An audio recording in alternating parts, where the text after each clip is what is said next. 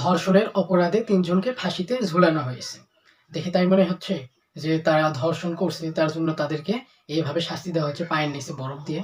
আসলে না, এই ছবিটা এটা রিপ্রেজেন্ট করতেছে না যে তাদেরকে ধর্ষণের জন্য এইভাবে তাদেরকে শাস্তি দেওয়া হচ্ছে না, হচ্ছে এটা এই ছবি দ্বারা এইটা বোঝানো হচ্ছে না।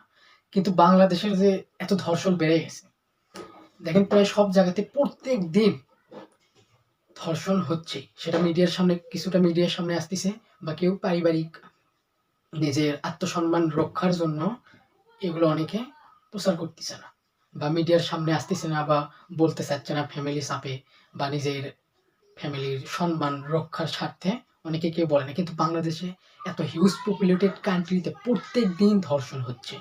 আপনি এটা বিশ্বাস করেন বা না করেন, বাংলাদেশের যে আইনি সিস্টেম একটা সঠিক শাস্তি দিতে পারে।